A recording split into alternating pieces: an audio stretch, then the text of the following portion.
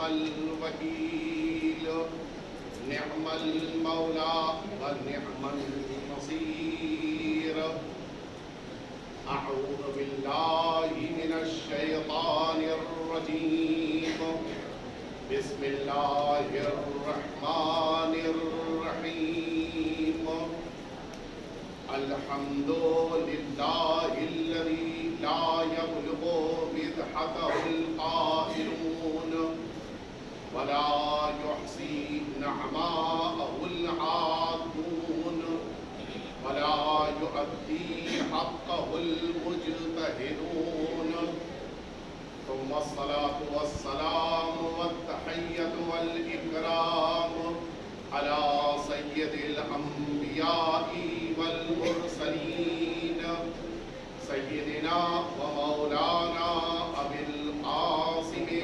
محمد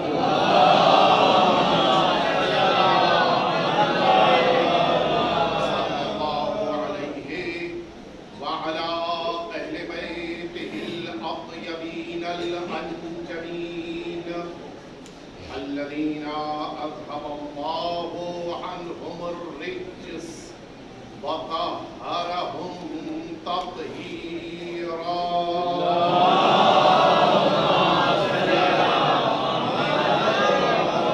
لا سيما الإمام المبين بقية الله في الأرضين واللعنة الدائمة الباقية على أعدائهم أجمعين أما بعد فقد قال الله الحكيم في كتابه المبين الله ولي الذين آمنوا يخرجهم من الظلمات إلى النور صلوات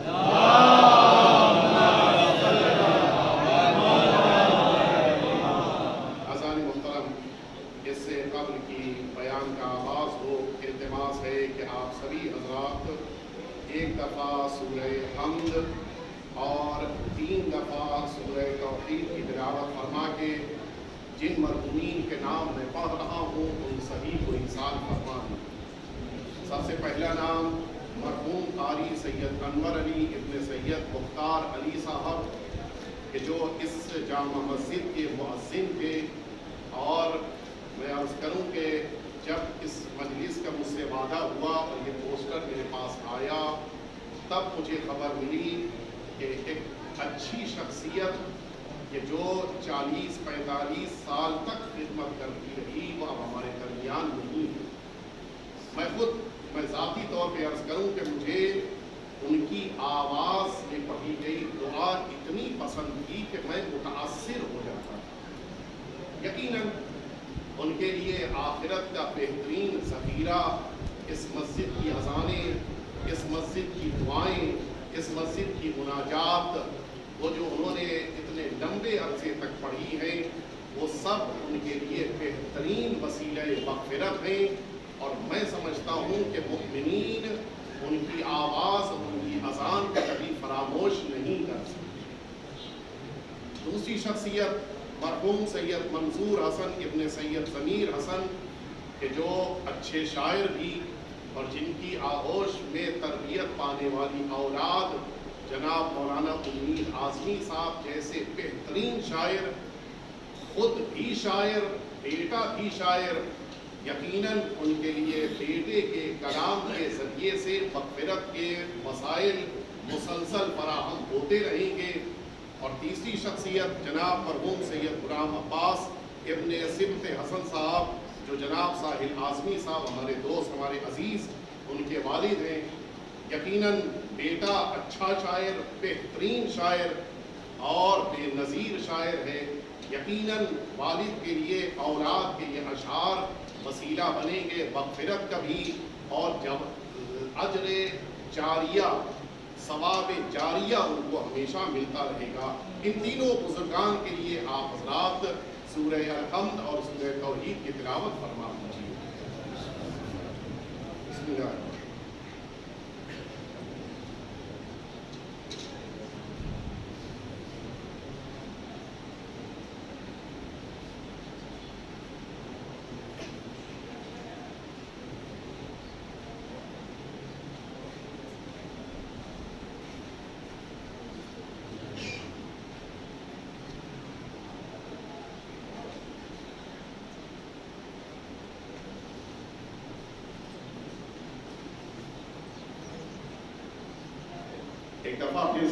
کہ آپ سبھی حضرات صلوات کی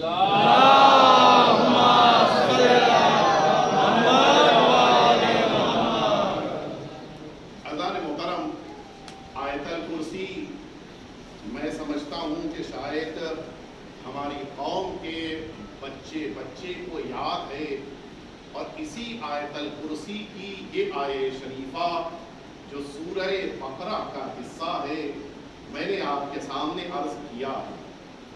ارشاد رب العزت ہے کہ اللہ ولی الذین آمنوا، جو لوگ ایمان لے کر آئے ان کا سرپرست اللہ ہے، اور اس اللہ کی ولایت کا ثبوت یہ ہے، اس اللہ کی ولایت کی دلیل یہ ہے کہ یخرجہم من الظلمات الی النور، اللہ ان سب کو ظلمتوں سے، تاریکیوں سے، ضلالتوں سے، گمراہیوں سے نکال کر نور کی طرف لے آتا ہے۔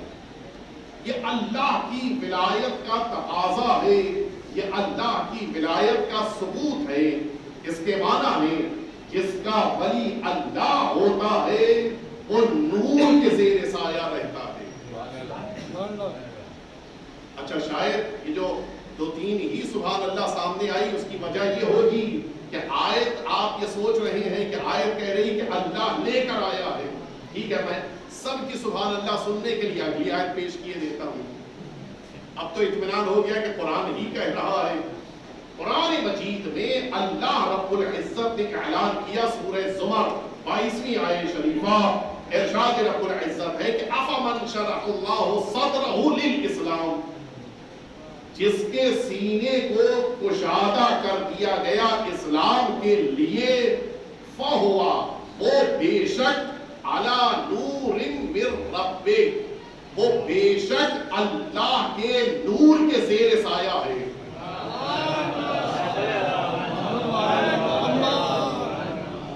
ابھی شاید دو چار رہ گئے سبحان اللہ، وہ بھی مکمل کیے دیتا ہوں۔ سورہ انعام میں اللہ رب العزت نے اس آیت شریفہ کے مفہوم کو بالکل مکمل کر دیا۔ وَجَعَلْنَا لَهُ نُورًا يَمْشِي بِهِ فِي النَّاسِ، ہم نے ان کے لیے نور قرار دیا ہے، نتیجے میں وہ جب لوگوں کے درمیان چلتے ہیں تو اندھیرا ہونے کے باوجود انہیں یہ اندھیرے ستاتے نہیں ہیں۔ کیوں؟ اس لیے کہ ہم نے ان کے لیے نور پروردگار قرار دیا ہے۔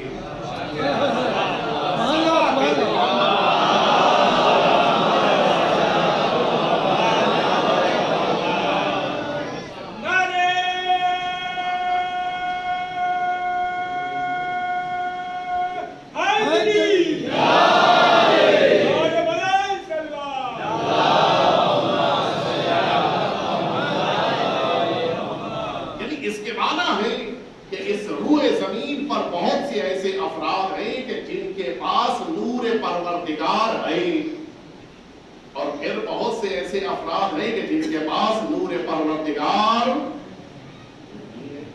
قرآن مجید کہہ رہا ہے۔ اب سوال یہ پیدا ہوتا ہے کہ اگر یہ نور پروردگار ہے تو کس کے پاس ہے؟ آپ کہیں کہ میرے پاس ہے، بقیہ کہیں کہ میرے پاس ہے، بلکہ وہ کہ جن کے دل میں اللہ کی توحید بھی نہیں ہے وہ بھی کہیں کہ ہمارے پاس روشنی ہے۔ آخر نور ہے کیا کہ جسے اللہ نے اپنے بندوں کے لیے اس طرح سے قرار دیا ہے کہ اللہ نور تک لے کر آتا ہے، یہ نور کے زیر سایہ رہتے ہیں، اور جب چلتے ہیں تو یہی نور رہنمائی کرتا ہے۔ یہ نور ہے کیا؟ ہم نے قرآن مجید سے پوچھا کہ اے قرآن اب تو ہی بتا دے، میں کہوں گا تو پھر دو چار ہی واہ واہ آئے گی، اس لیے میں نے ڈائریکٹ قرآن سے پوچھا کہ اے قرآن تو ہی بتا دے کہ یہ نور ہے کون؟ ظاہر ہے کہ انسان کے لیے نور قرار دیا تو یہ نور ہے کون؟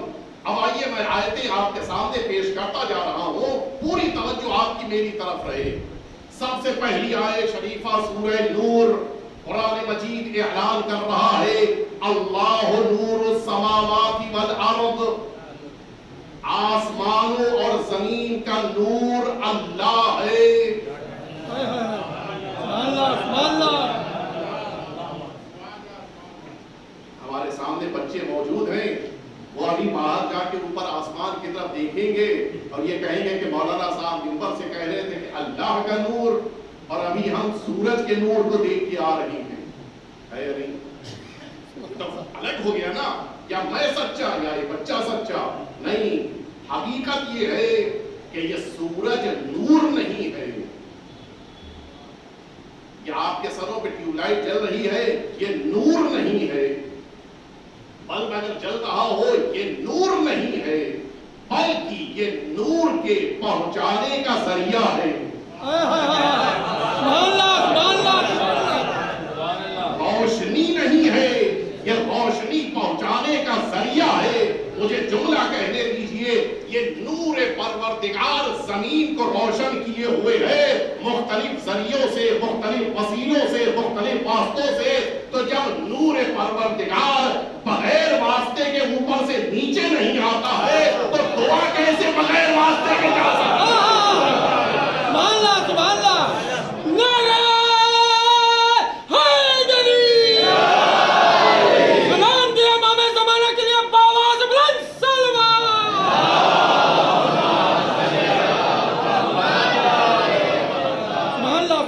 ہمارے برادر نے آخری امام کا جو نام لیا ہے، مجھے وہیں تک آنا ہے. شاید کچھ لوگ ہوتے ہیں جن کو پہلے سے خبر ہو جاتی کہ آئندہ کیا بات کہنی ہے. ہوتا ہے شاعر نے پہلا مصرع کہا، مجمع نے دوسرا مصرع سنا دیا. یہ مرد مومن کے دل نے اعلان کیا ہے کہ ابھی کچھ ہی دیر کے بعد آخری نور کا ذکر بھی ہونا ہے. اللہ نور السماوات والارض، آسمانوں کا اور زمین کا نور اللہ ہے. میں نے کہا اور بھی کوئی نور ہے؟ قرآن مجید نے سورہ مائدہ میں اعلان کیا، قد جاءکم من اللہ نور و کتاب مبین. بے شک اللہ کی بارگاہ سے دو چیزیں، ایک اللہ کی کھلی ہوئی کتاب ہے، دوسرے نور ہے کہ جس کے ساتھ اللہ نے اس کتاب کو بھیجا ہے. ہو سکتا ہے کہ میری گفتگو میں کبھی کبھی جو جملہ بعد میں کہنا تھا وہ پہلے آ جائے. یہ ہو سکتا ہے کہ جو بات پہلے کہنی تھی وہ بعد میں کہہ جاؤں، لیکن اللہ کے بعد یہ نہیں ہو سکتا. ہے ممکن؟ نہیں ہو سکتا. پروردگار نے یہاں پہ ترتیب رکھی ہے. یہ نہیں کہا کہ کتاب آئی اور نور آیا، بلکہ کتاب سے پہلے نور کا ذکر ہے. اسے آیت پڑھوں، قد جاءکم من اللہ نور و کتاب مبین. نور آیا ہے اور کھلی ہوئی کتاب آئی ہے. اس کے معنی ہے کہ نور کے آنے کے بعد کتاب آئی ہے. سبحان اللہ سبحان اللہ. یعنی یہ تو ہو سکتا ہے کہ نور رہے لیکن کچھ لمحے کے لیے کتاب نہ ہو، لیکن یہ نہیں ہو سکتا ہے کہ کتاب ہو اور نور نہ ہو. یہ نہیں ہو سکتا. میں عرض کروں، ابھی تو امتحانات ذرا سا مشکل آ گیا ہے وقت کے، جس میں امتحانات سمجھ ہی نہیں آ رہے کہ بچوں کے امتحانات ہوں گے یا نہیں ہوں گے. لیکن بہرحال یہ تو پتہ ہے کہ امتحان ہونا ہے. امتحان کے لیے آپ نے بڑی اچھی تیاری کی، اپنے بچے کے لیے بڑی اچھی ٹیبل تیار کر دی، بڑا اچھا ٹیبل لیمپ لا کے دے دیا، کرسی اس کو لا کر دے دیا آپ نے کہ آرام سے تم اپنی کتاب پڑھو، اسٹڈی کرو، تمہارے لیے سب کچھ مہیا ہے. ایک دن شام کو آپ آفس سے پلٹے، آپ نے دیکھا کہ بیٹا ٹیبل پہ بیٹھا ہے، سامنے کتاب بھی رکھی ہوئی ہے، کھلی بھی ہے، اس کے باوجود پڑھ نہیں رہا ہے. بیٹا تمہارا میتھس کا پیپر آ چکا ہے، تم تیاری نہیں کر رہے ہو. کہا ڈیڈی میتھس کی کتاب سامنے رکھی ہوئی ہے، پڑھ کیوں نہیں رہے ہو؟ کیا کمی ہے؟ ٹیبل نہیں ہے؟ کہا ٹیبل بھی ہے. چیئر نہیں ہے؟ کہا کرسی بھی ہے. کتاب نہیں ہے؟ کتاب بھی ہے. تمہارا مائنڈ کا وہ بھی موجود ہے، میں خود بھی موجود ہوں، یہ کیوں نہیں پڑھ رہے ہو؟ کہ ڈیڈی آپ دیکھ نہیں رہے ہیں اس وقت یہ ٹیبل لیمپ میں روشنی نہیں ہے. سبحان اللہ سبحان اللہ سبحان اللہ. اور فرمایا ساری چیزیں ہونے کے باوجود میتھس کی کتاب کا علم ذہن تک منتقل تب تک نہیں ہوگا جب تک کہ وہاں پر روشنی نہ پائی جاتی ہو. میتھس کی کتاب وہی ہے کہ جس کا کتنے دن کا تعلق ہوتا ہے. آپ کے ماشاءاللہ سامنے پڑھے لکھے بچے بیٹھے ہیں. 8th کلاس میں جو میتھس کی کتاب پڑھی تھی 9th میں پڑھی تھی. ہر بچے کو سب پسند ہوتا ہے لیکن اسی کتاب کو دوبارہ پڑھنا پسند نہیں کرتا. ایک سال جس کتاب کی عمر ہو وہ کتاب تو بغیر روشنی کے پڑھی نہ جائے. کیا یہ ممکن ہے کہ جس کتاب کا تعلق زندگی کے پہلے لمحے سے لے کر زندگی کے آخری لمحے تک نہیں بلکہ قیامت تک جس کتاب کا تعلق انسانیت سے ہو، یہ ممکن نہیں ہے کہ وہ کتاب بغیر روشنی کے سمجھ میں آ جائے. اب وہ لوگ سوچیں کہ جن کے وہاں نور پیغمبر سن 11 ہجری میں خاموش ہو گیا، نور نہیں ہے. اب انہیں سوچنا ہے کہ کتاب سمجھے تو کیسے سمجھے، پڑھے تو کیسے پڑھے، تفسیر کرے تو کیسے کرے، تعویل کرے تو کیسے کرے. لیکن ہم بڑے مطمئن ہیں. کیوں؟ اس لیے کہ اللہ نے جس کتاب کو اس کائنات میں بھیجا ہے اس کتاب کو بغیر نور کے نہیں قرار دیا ہے. سن 11 ہجری میں ایک نور اٹھا ہے، ابھی 13 نور اور باقی ہے.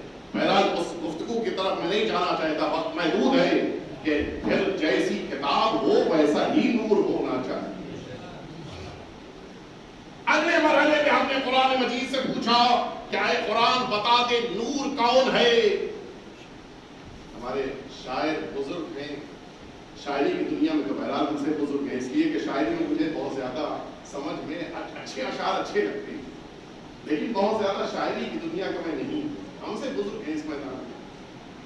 ہم نے قرآن مجید سے پوچھا کہ قرآن بتا دے کہ اب نور کون ہے. چونکہ یہ لفظ کہنا تھا اس لیے میں نے لفظ شاعر استعمال کیا. قرآن نے بڑے انکسار کے ساتھ کہا کہ اب کہیں اور نہ ڈھونڈو، میں خود نور ہوں. قرآن مجید کی فصاحت. جب قرآن نے اپنے بارے میں مستقل گفتگو ہے، کسی موقع مجھے مہلت ملی تو میں عرض کروں گا کہ قرآن نے اپنے بارے میں گفتگو کی ہے، بڑی پیاری ہے، بڑے اچھے انداز سے. قرآن نے اپنے کو نور جب کہا ہے تو انداز آپ ملاحظہ فرمائیں، کتنا پیارا انداز سورہ اعراف میں اعلان ہو رہا ہے کہ وہ لوگ ہیں کہ یہ وہ افراد ہیں کہ جو قرآن مجید کی پیروی کر رہے ہیں. کس انداز میں؟ قرآن مجید کہہ رہے کہ فآمنوا باللہ ورسولہ والنور الذی انزلنا. یہ سورہ تغابن کی آیت ہے. وہ سورہ اعراف کی جو آیت تھی وہ میں نے نہیں پڑھی اس لیے کہ ذہن میں نہیں آئی میرے.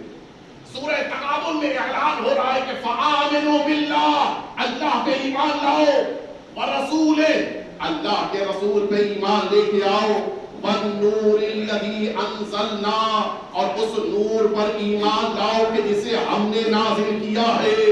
قرآن اعلان کر رہا ہے کہ اللہ نے اس قرآن کو نازل کیا ہے نور بنا کر. اور فرمایا کہ خود اللہ کی کتاب بھی نور ہے.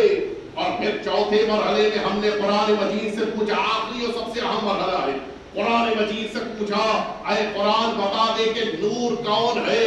قرآن مجید نے کہا کہ یریدون لیطفئوا نور اللہ بافواہہم واللہ متم بنورہ ولو کرہ الکافرون. وہ چاہتے ہیں کہ اپنی پھونکوں کے ذریعے سے اللہ کے نور کو خاموش کر دیں، جبکہ اللہ اپنے نور کو مکمل کرنے والا ہے. اگرچہ کافروں کو ناپسند آئے، ہم نے سارے مفسروں سے پوچھا کہ یہ نور کون ہے کہ جس کو آخر تک اللہ مکمل کرنے والا ہے. ہر ایک اپنی اپنی تفسیر کر رہا تھا، لیکن جب ہم نے چھٹے امام جعفر صادق علیہ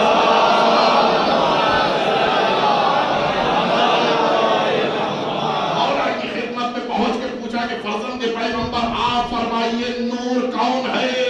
مولا نے فرمایا یہ نور کوئی اور نہیں ہے، اولاد امیر المؤمنین میں یہ جو امامت کا سلسلہ ہے یہ اللہ نے نور کی شکل میں قرار دیا ہے۔ جب تک قیامت ہے، تب تک قیامت کے آنے سے پہلے تک، جب تک یہ کتاب ہے تب تک نور پروردگار بھی باقی رہے گا۔ کافر جتنی بھی کوشش کرتے رہے نور پروردگار رکنے والا نہیں ہے۔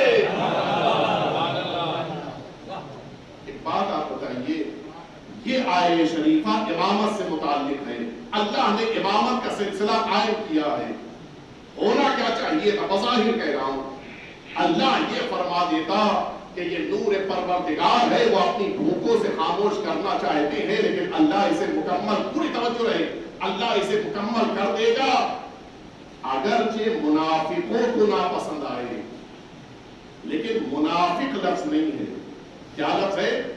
وَلَوْ كَرِهَ الْكَافِرُونَ، اگرچہ کافروں کو ناپسند آئے۔ پروردگار سرکار رسالت مآب کے بعد جتنی جنگیں ہوئی، آپ ساری جنگوں کو ملاحظہ کر لیجئے، میدان کربلا میں جو جنگ ہوئی ہے وہ سامنے آنے والے نام نہاد مسلمان تھے، اور پیچھے جاؤں سرکار امام حسن مجتبی علیہ السلام سے جو جنگ ہوئی ہے،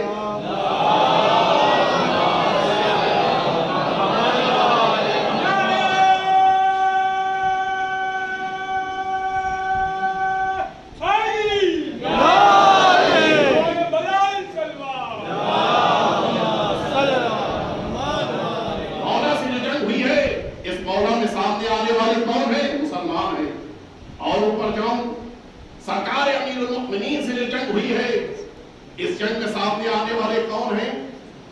مسلمان ہیں۔ بظاہر رسالت مآب کے بعد جتنی جنگیں اہل بیت اطہار سے ہوئی ہیں، ان ساری جنگوں میں سامنے آنے والے مسلمان ہیں۔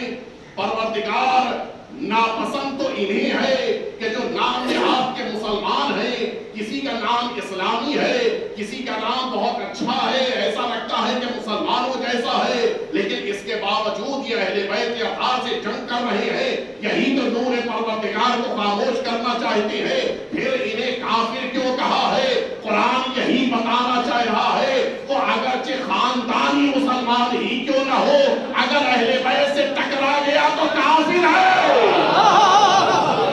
سبحان اللہ، سبحان اللہ، سبحان اللہ، صلوات بیت محمد۔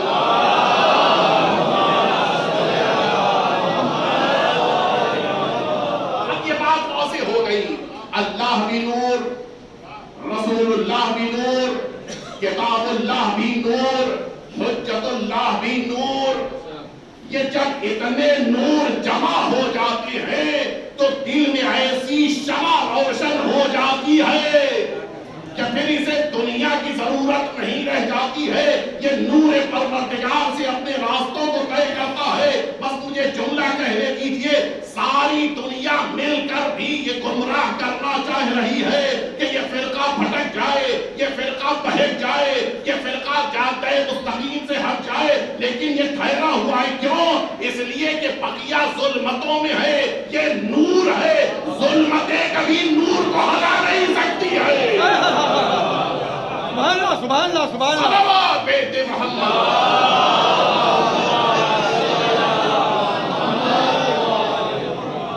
اب آپ سنیں، نور کا سلسلہ اللہ رب العزت نے قائم کیا ہے، اور جب تک یہ روئے زمین ہے، جب تک کائنات باقی ہے، یہ نور کا سلسلہ باقی رہے گا۔ اسی لیے سورہ صف کی آیہ شریفہ وَأَشْرَقَتِ الْأَرْضُ بِنُورِ رَبِّهَا، زمین چمکی، یہاں کے اوپر چونکہ جملہ خبریہ ہے، زمین چمکی، کس طرح سے؟ اپنے رب کے نور سے۔ اس کے معنی یہی ہوئے نا کہ زمین کا پروردگار اور ہے، آسمانوں کا پروردگار اور ہے۔ جس موقع کے اوپر آ کے پوچھنے والے نے ہمارے چھٹے امام امام جعفر صادق علیہ السلام ہمارا سے پوچھا کہ فرزند پیغمبر کیا آیہ شریفہ نور رب زمین کہہ رہی ہے؟ اس کے معنی ہے کہ زمین کے رب اور ہیں۔ مولا نے فرمایا تم سمجھے ہی نہیں، یہاں پر رب سے مراد وہ نہیں ہے جس نے پیدا کیا ہے، بلکہ رب سے مراد وہ امام ہے کہ جسے کائنات پر اختیار دیا گیا ہے۔ یعنی یہ زمین چمکے گی کس موقع پر؟ جب نور پروردگار بشکل امام ظاہر ہوگا۔ سبحان اللہ سبحان اللہ۔ میری بات ابھی مکمل نہیں ہو پائی، لگتا ہے اس لیے کہ سب کی سبحان اللہ نہیں آئی۔ اب سن لیجئے، اسی بہار الانوار میں ہمارے عالم دین موجود ہیں، اسی بہار الانوار میں مرحوم علامہ مجلسی نے روایت لکھی ہے، جس موقع کے اوپر آ کر پوچھا گیا ہمارے آقا اور مولا امام جعفر صادق علیہ السلام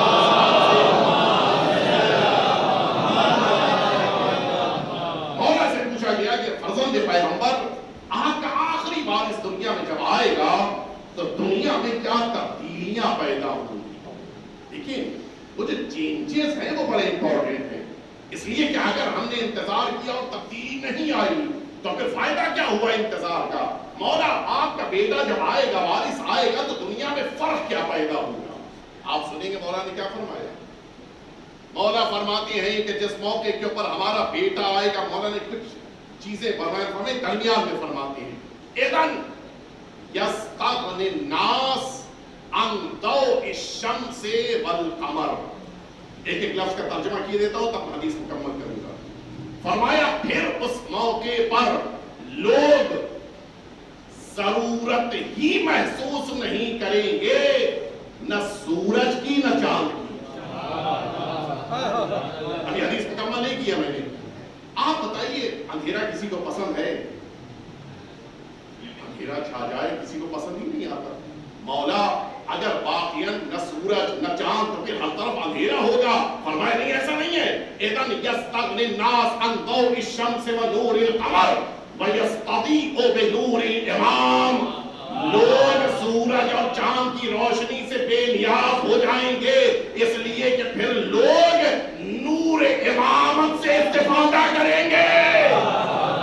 سبحان اللہ سبحان اللہ سبحان اللہ سبحان اللہ۔ مولانا یہ نہیں فرمایا ہے کہ سورج کی روشنی ختم ہو جائے گی، یہ نہیں فرمایا کہ چاند اپنی کرنیں بھیجنا زمین کی طرف چھوڑ دے گا، نہیں، یستغنی فرمایا ہے۔ استغنا کس کو کہتے ہیں؟ استغنا یعنی وہ چیز موجود ہے، ضرورت ختم ہو گئی۔ ہوتا ہے نہیں ہوتا؟ میں ایک مثال دوں آپ حضرات سے، اور اس کو میں سمجھتا ہوں کہ آپ حضرات بخوبی سمجھ سکتے ہیں۔ حتی البتہ یہ چیز بامبے میں بھی ہے۔ ہم سب کے ساتھ یو پی میں جو خاص طور سے ہم لوگ جو یو پی کے ہیں، یو پی میں ایک بہت بڑی مشکل کیا ہے؟ لائٹ ہے نہیں۔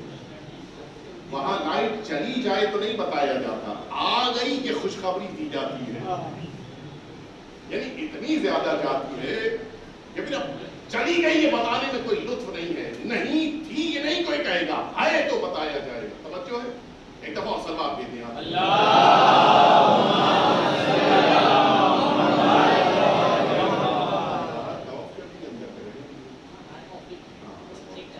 ایک دفعہ اور صلوات بھی دیا۔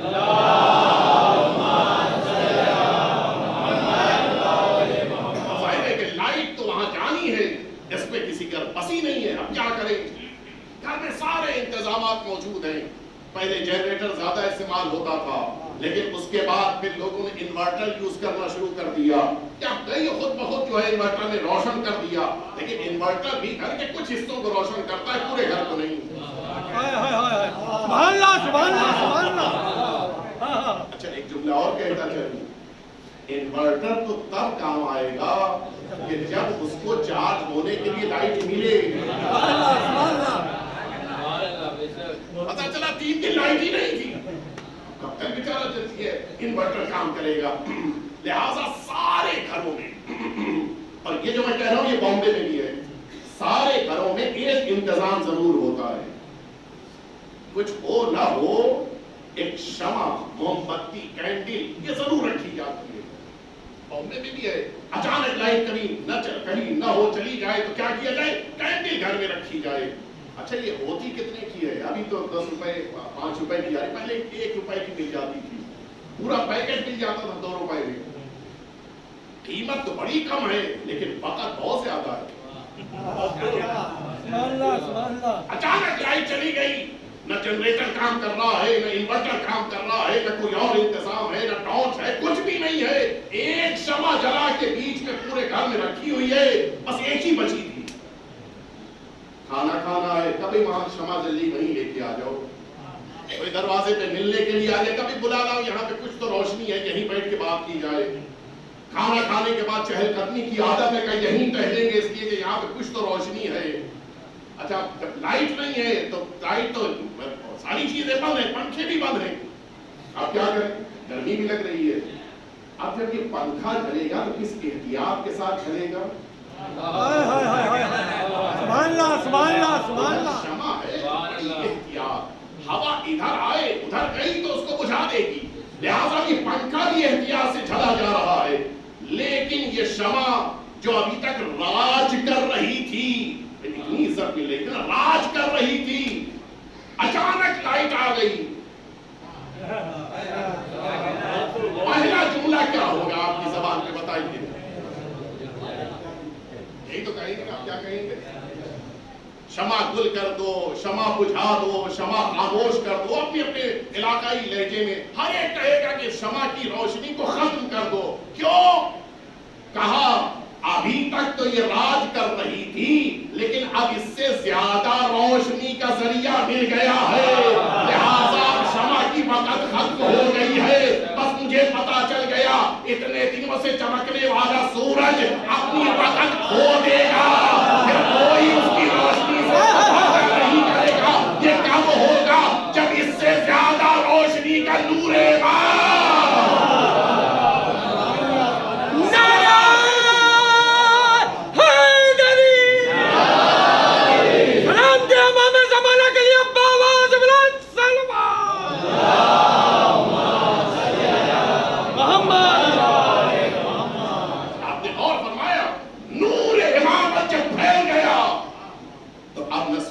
وقت رہ گئی، نہ چاند کی ویلیو رہ گئی. اتنے دنوں سے راج کر رہا تھا. اچھا یہ بھی توجہ رہے، سب سے زیادہ اسٹرانگ جو ہے یہ سولر سسٹم ہے، سب سے زیادہ اسٹرانگ ہے، لیکن نور امامت کے سامنے اتنا مجبور ہو جائے گا. رات میں کتنی بھی آپ روشنی پھیلا کیجئے، لیکن جس موقع کے اوپر سورج نکلتا ہے تو ساری روشنی مدھم پڑ جاتی ہے یا نہیں ہے؟ سورج کا مقابلہ کوئی نہیں کر سکتا، لیکن سورج کا مقابلہ کون کر سکتا ہے؟ سنیں گے آپ، آج جمعہ ہے، پرسوں سنڈے ہے، جلدی بولیے. اچھا ہاں، ابھی تو بچوں کے لیے پورا ہفتہ سنڈے ہے. سلام بے محمد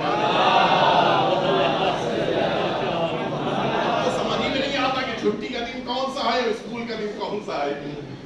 اب تو گھر میں رہنا ہے تو مشکل ہوتا ہے نا ڈیسیژن کہ پرسوں کیا ہے، سنڈے کا دن. اچھا میں آپ سے کہہ رہا ہوں جو آفس جاتے ہیں، بچوں سے تو الگ ہو گئے بچے، آفس جانے کا دن سنڈے کو نہیں جانا ہے. اب کیا کریں گے؟ نماز صبح پڑھی ہم نے، مثلا 6:15 بجے نماز ختم ہو گئی، 6:30 بجے تک فارغ ہو گئے. اب کیا کریں؟ اب تو آج سنڈے ہے، ناشتہ بھی دیر سے کرنا ہے، اٹھنا بھی دیر سے، چلو 1-2 گھنٹہ اور سو لیا جائے. لیکن اب جو آپ بستر پہ لیٹے سونے کے لیے، تو یہ سنڈے آپ کے لیے ہے، سورج کے لیے تو نہیں ہے. تو اپنے وقت پہ نکلے گا، اور جب نکلے گا تو آپ کی آنکھوں میں چبھے گا، پھر آپ سو پائیں گے نہیں. کیا کرتے ہیں آپ؟ اب سنڈے کو جب صبح میں آپ کو سونا ہوتا ہے، دروازہ جو کمرے کا ہے وہ بھی بند کر لیا، کھڑکی کا جو چھوٹا سا دروازہ تھا وہ بھی بند کر دیا، حتیٰ پردہ بھی کھینچ دیا کہ کہیں سوراخ سے بھی روشنی اندر نہ داخل ہونے پائے. روشن دان تھا اسے بھی بند کر دیا کہ روشنی اندر نہ آئے. اب اندر آرام سے سو رہے ہیں. 11 بجے اٹھے گا، اچھا سورج نکل آیا. 11 بجے تک پتہ ہی نہیں چلا سورج نکلا تھا. کیوں؟ کہ اتنا مضبوط اور اسٹرانگ ہونے کے باوجود یہ سورج وہ ہے جس کی شعاؤں کو اپنے کمرے میں آنے سے روکا جا سکتا ہے. اب آئیے یہ جملہ میں نے کیوں عرض کیا؟ 2 روایتیں موجود ہیں، پھر میں عرض کروں ہمارے عالم دین موجود ہیں. 2 روایتیں موجود ہیں، ایک مکہ معظمہ کی روایت ہے، دوسری مدینہ طیبہ کی روایت ہے.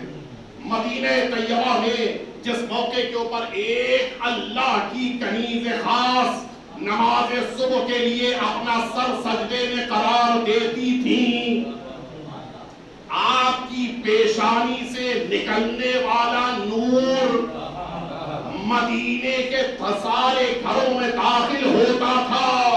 یہ ایک روایت۔ دوسری روایت، جس موقع کے اوپر اللہ کی ایک کنیز اس کائنات میں تشریف لائیں، آپ کے اس روئے زمین پہ قدم رکھتے ہی آپ کے پیشانی سے ایسا نور صادر ہوا کہ جو نور اب آپ کی پیشانی سے نکل تو رہا ہے، لیکن اس نور کی خاصیت یہ ہے حتی دخلا بیوتات مکہ، یہاں تک کہ مکے کے سارے گھروں میں داخل ہو کر اس نے بتا دیا کہ اللہ کی ایک نوری مخلوق آ چکی ہے۔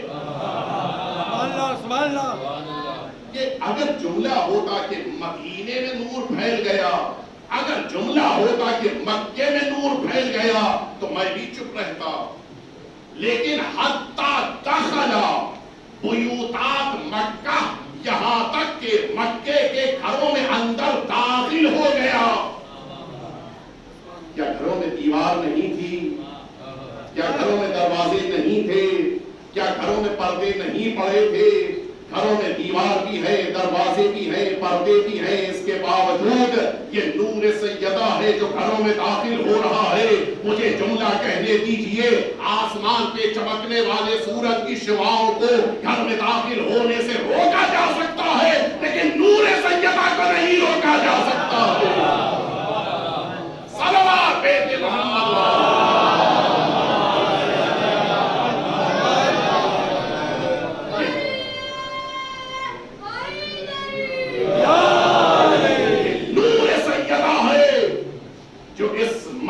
اور مکے کے گھروں میں داخل ہو کے اعلان کر رہا ہے۔ اور آپ نے توجہ فرمائی، جناب سیدہ ہی کا وہ وارث ہے کہ جس کے نور سے یہ کائنات چمکنے والی۔ میرے پاس وقت نہیں بچا، میں عرض کرتا کہ نور سیدہ کی کیا عظمت ہے، لیکن ایک جملہ میں اہل بیت کے اطہار کے نور ہونے سے متعلق عرض کر کے اپنی بات کو مکمل کرنا چاہوں گا۔ آپ اگر غور کیجیے، یہ نور وہ ہے کہ جو انسانوں کو سکون عطا کرتا ہے۔ شادی ہو رہی ہے، لڑکے والے، لڑکی والے، ادھر کے رشتہ دار، ادھر کے رشتہ دار، سب جمع ہیں، بچے کھیل رہے ہیں، ادھر سے ادھر جا رہے ہیں، ادھر سے ادھر آ رہے ہیں، ماں کے پاس جانا، باپ کے پاس آنا، بچوں کے لیے تو خوشی کا ایک موقع ہے۔ لیکن اچانک لائٹ چلی گئی، اب کیا ہوا؟ بچے دوڑ کے، جو قریب تھا، ماں قریب تھی، ماں سے لپٹ گئے، باپ قریب تھا، باپ تک پہنچ گئے۔ اچھا ماں کی بیچاری کیا کرے؟ وہ جو 12 لاکھ کا سونے کا ہار پہنے ہے، اس کو سنبھالے یا بچے کو سنبھالے؟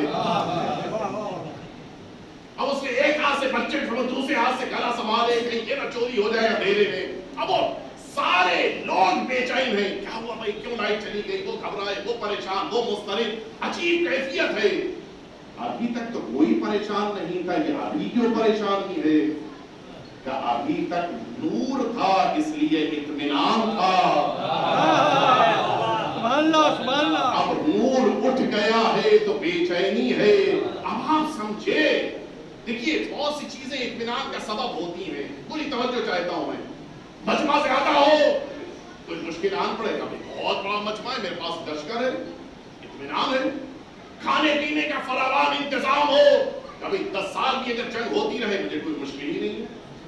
اسلحے زیادہ ہوں، گھوڑے زیادہ ہوں، لیکن یہ عجیب کیفیت ہے، نہ کھانے پینے کا انتظام، حتی پانی پر پابندی ہے، گھوڑے بھی کم ہیں، اسلحے بھی کم ہیں، افراد کی تعداد بھی کم ہے، اور ادھر حال یہ ہے کہ لاکھوں کی تعداد میں فوجی سامنے کھڑے ہیں، سب کے ہاتھوں میں اسلحے ہیں، سب کے پاس گھوڑے ہیں، سب کے پاس سواریاں ہیں، کھانے پینے کا انتظام ہے، نہر کے اوپر قبضہ ہے۔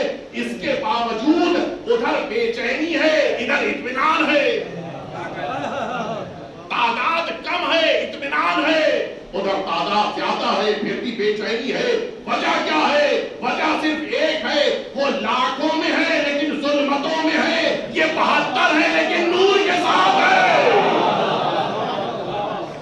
صلوات بیت محمد۔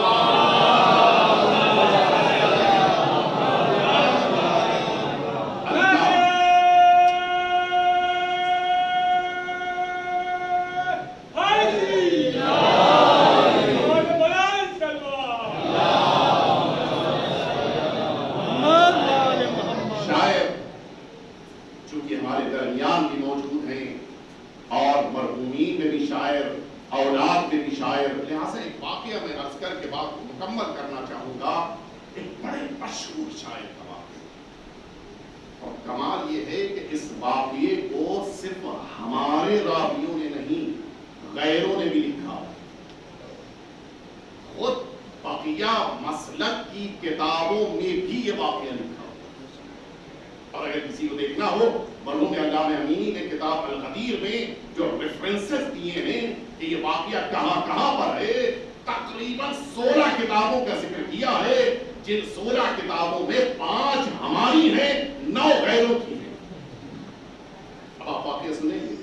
شاید آپ نے نام سنا ہو سید حنجلی کا. یہ ایک بڑا عظیم شاعر گزرا.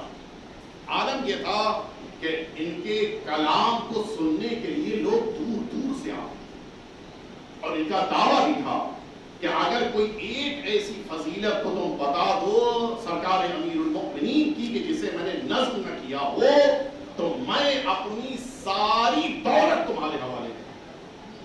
اور یہی ہوتا تھا. لوگ آتے تھے آزمانے کے لیے. نئی روایت کے جو بہت کم لوگوں تک پہنچی اسے نقل کرتے تھے اور یہ سناتے تھے. اس کے لیے تو پہلے سے میرے پاس شعر موجود ہے کہ انقلاب آیا تھا. کیسے انقلاب آیا تھا؟ یہ عبادیہ فرقے کے تھے. عبادیہ فرقہ وہ ہے جو نہ صرف یہ کہ اہل بیت اطہار کا عقیدہ نہیں رکھتا ہے بلکہ اہل بیت اطہار سے دشمنی کرتا ہے. اللہ کی لعنت ہو ایسے افراد. بڑا شدید یہ فرقہ ہے. ابھی تو خیر تقریباً یہ بعض علاقوں میں دنیا کے باقی رہ گئے ورنہ ختم ہو چکے ہیں. البتہ نام سے ختم ہوئے ہیں، فکر سے باقی ہیں. کاش میں متوجہ کرا لے جاتا. آج بھی آپ غور کیجئے، اہل بیت اطہار کی دشمنی پر جو پورا ایک فرقہ کمر بستہ ہے، وہ نام سے تو عباسیہ نہیں ہے، عمل سے عباسیہ فرقے کا ضرور ہے. عباسیہ فرقے کے تھے اور عالم یہ تھا کہ اچھے شاعر کے خوب اہل بیت اطہار کے خلاف اشعار کہے تھے. اور انہوں نے 3 دفعہ ملاقات کی ہے مدینہ طیبہ میں، اور 2 دفعہ مدینہ طیبہ میں، 1 دفعہ سرزمین کوفہ میں. ہمارے آقا اور مولا امام جعفر صادق علیہ السلام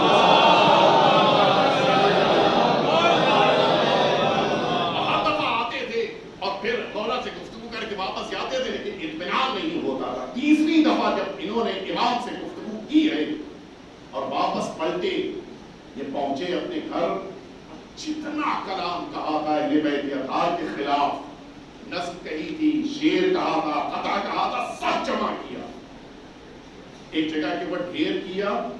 اور اس زمانے کا انتظام جس طرح کا بھی تھا، انہوں نے آگ کا انتظام کیا اور سارے کلام کو نظر آتش کر. آپ متوجہ ہوئے؟ اہل بیت اطہار کے خلاف کہی گئی بات اگر شعر کی بھی شکل میں ہو تب بھی وہ جلائی جاتی ہے. آپ انصاف سے بتائیے، جب دشمنی اہل بیت میں کہا گیا کلام جلایا جاتا ہے تو زبان کیسے بچ جائے گی؟ وہ بھی جلائی جائے گی. اور پھر اب اس کے بعد جو قصیدے کہے اہل بیت اطہار کی شان میں، جو مرثیے حتیٰ انہوں نے کہے اہل بیت اطہار کی شان میں، بے نظیر ہیں. وہ ادبی عربی زبان کے ادب کا مشہور ایک حصہ ہے، بہت تفصیلی گفتگو ہے. عباسیہ فرقے کو انہوں نے خیر آباد کہا اور ایمان کو اختیار کیا. اور عالم یہ ہے کہ یہ زندگی کے آخری لمحات تھے جنہوں نے ایمان اختیار کیا تھا. تقریباً 7 یا 8 سال باحیات رہے اور اس درمیان مولا علی کے فضائل انہوں نے ہر طرح سے قصیدوں میں نظم کیا تھا. کوئی ایک بھی فضیلت باقی نہیں بچی. حتیٰ وہ مشہور واقعہ طیر والا کہ جو لوگوں نے کہا کہ انہوں نے نہیں کہا، انہوں نے کلام پیش کیا اور بتایا کہ کب کہا تھا، وہ تفصیلی کہا. ان کی زندگی کا آخری وقت آ گیا اور اب حال یہ ہے کہ اپنے بستر پہ لیٹے ہوئے ہیں. اور ظاہر ہے کہ جب انسان کا آخری وقت آتا ہے، اچھا دوست بدل گئے تھے. یہ جو 7-8 سال کے درمیان تھے وہ مؤمنین تھے، پہلے والے غیر تھے. غیروں سے دشمنی ہو گئی تھی، مؤمنین سے دوستی ہو گئی تھی. دونوں ساتھ میں نہیں ہو سکتے. دونوں ساتھ میں 2 کشتی میں نہیں سوار ہو سکتا. مؤمنین سے دوستی ہو چکی تھی. اب یہ بستر کے چاروں طرف سب کھڑے ہیں، پرانے دوست بھی نئے دوست بھی.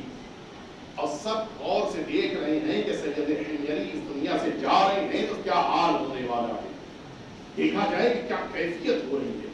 اچانک سید حنگری کی پیشانی کے اوپر ایک سیاہ دھبا نمودار ہوا اور اس نے اپنے دائرے کو وسیع کرنا شروع کیا۔ نتیجے میں سید حنگری کا پورا بدن سیاہ ہو گیا۔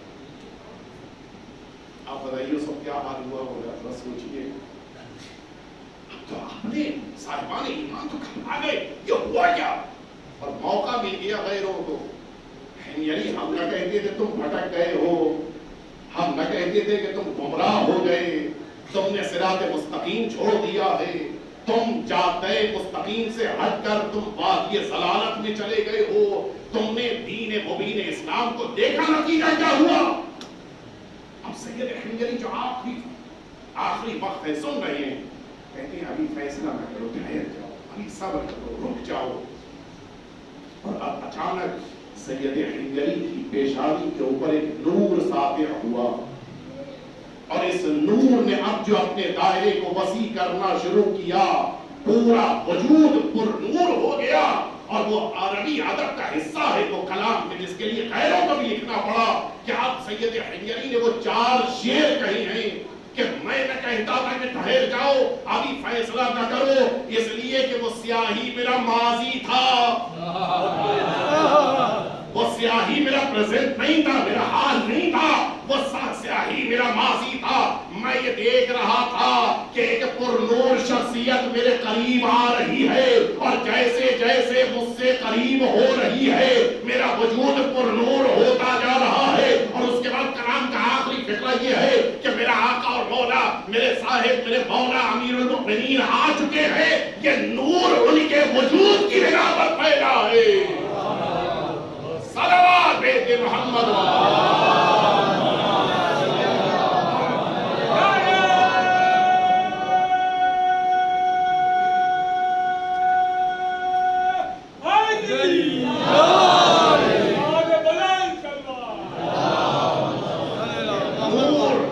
سرکار امیر المؤمنین کی آمد کی بنا پر اس طرح سے پھیل گیا کہ سید حنگری کا پورا بدن نور ہو گیا، اور پھر اسی انداز میں دنیا سے رخصت ہوئی۔ کتنا خوش نصیب ہے وہ انسان جو مدح اہل بیت اطہار میں زندگی گزار کے اس دنیا سے رخصت ہے۔ میں کبھی کبھی ان شعراء پر رشک کرتا ہوں، اس لیے کہ اہل بیت اطہار نے اشعار کہنے والوں کی تعریف کی ہے، اور ان کے لیے جنت کے گھر کا وعدہ ہے۔ یہ جو آپ ایک شعر سنتے ہیں وہ ایک شعر نہیں ہے، جنت کا ایک گھر ہے،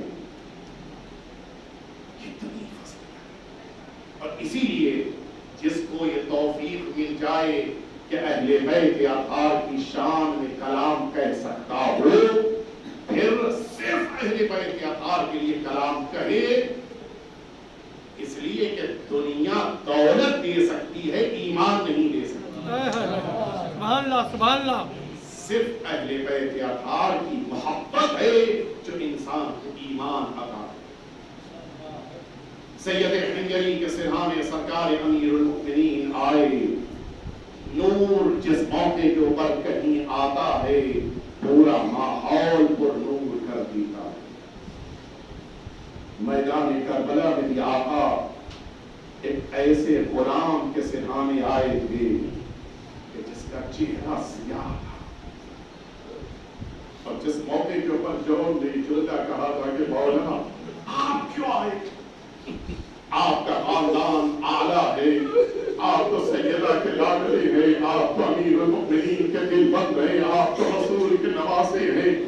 امام حسین نے فرمایا تھا کہ جان تم مجھ پر اپنی جان قربان کر رہے ہو، اس لیے حسین تمہارے سرانے آیا ہے۔ لیکن سنیں گے آپ، جب نور آ گیا تو پھر مقتل کی لفظیں ہیں کہ جس موقع کے اوپر سارے شہداء کے جنازے میدان کربلا میں تھے، ایک شہید کا جنازہ تھا کہ جس سے نور ساطع ہو رہا تھا، جس کے بدن کی خوشبو چاروں طرف پھیلی ہوئی تھی، یہ کوئی اور نہ تھا، یہ جان کا جنازہ تھا کہ جس کو حسین نے اتنی عزت عطا کر دی تھی۔ لیکن آج وہ سنو گے جان کے سرانے حسین بیٹھے ہیں، جون کا سر ہے کہ جو آقا کے سالوں کے اوپر ہے، جون کی آنکھوں سے اشک جاری ہو گئے. اے جون کیوں رو رہے ہو؟ تمہارا آقا تو تمہارے سرانے موجود ہے. کہتے ہیں مولا میں یہ سوچ کے رو رہا ہوں میرا سر تو آپ کے سالوں پر ہے، لیکن جب زہرا کا نازلہ میدان کربلا میں پشت ذوالجلال سے زمین کربلا میں آئے گا، حسین کا سر کس کے سالوں پہ ہوگا؟ اے جون گھبراؤ نہیں، جنت سے ماں جائے گی. اے بیٹا حسین آ میری آغوش میں آ جا. اور صرف ماں نہیں آئی ہے، خیمے سے نکل کے بہن بھی آئی ہے. یہ زینب اپنے بھائی کی مدد کرنے کے لیے آئی ہے، لیکن ہزاروں بس آخری جملہ اب جو زینب بنتی ہے میدان کربلا میں قیامت آ چکی ہے. کہ حسین نے زینب کو واپس نہیں کیا تھا، مقصد یہ تھا میری شہادت کے موقع پر میری بہن کی نگاہیں میرے اس منظر کو نہ دیکھ سکے گی. اے آقا بہن کو تو واپس کر دیا لیکن ماں سے آنے موجود ہے.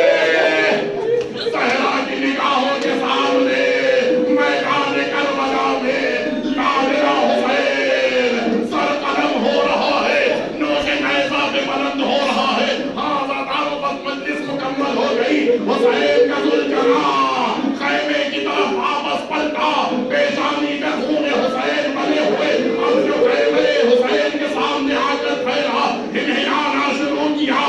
اب جو گھوڑے کی آواز سنائی دی، ایک 4 سالہ بچی خیمے سے نکلی، گھوڑے کے گلے میں باہیں ڈال کے آواز دیتی ہے جواد ابھی السقیا بھی ان کو دل عطشانا. اے میرے بابا کے گھوڑے، میرا بابا بہت پیاسا تھا، بس اتنا بتا دے شہادت سے پہلے میرے بابا کو پانی ملا یا میرا بابا پیاسا بند کر دیا.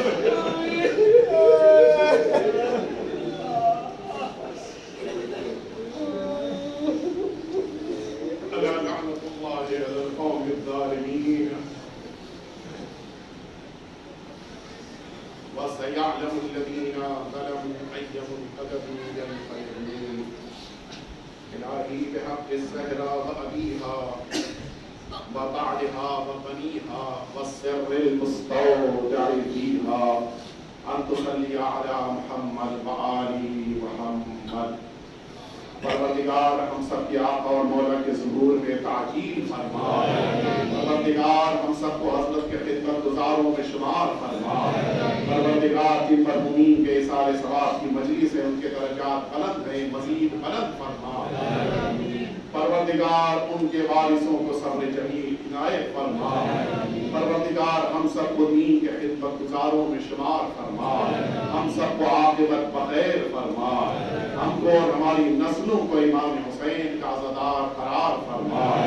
پروردگار جو مومنین بیمار ہیں ان سب کو شفائے کامل و عاجل عطا فرما. پروردگار جو دین کی خدمت میں مصروف ہیں ان تمام مومنین کی توفیقات میں اضافہ فرما. پروردگار یہ چینل زین العباد 72 جو دین کی خدمت کر رہا ہے، پروردگار اس کی توفیقات میں مزید اضافہ فرما. پروردگار مومنین اور مومنات جنہوں نے دعاؤں کے لیے کہا ہے ان سب کی دلی مرادوں کو قبول فرما. ربنا تقبل منا انک انت السمیع العلیم. التماس ہے کہ ایک دفعہ پھر سے آپ سبھی حضرات سورہ الحمد اور سورہ توحید کی تلاوت فرما کے جن مرحومین کے نام میں پڑھ رہا ہوں ان سبھی کو احسان فرما دیں. مرحوم قاری سید انور علی ابن سید مختار علی، مرحوم سید منصور حسن ابن سید ضمیر حسن، مرحوم سید غلام عباس ابن سبط حسن اور تمام مؤمنین اور مؤمنات جو اس دنیا سے اڑ گئے ان سبھی کو احسان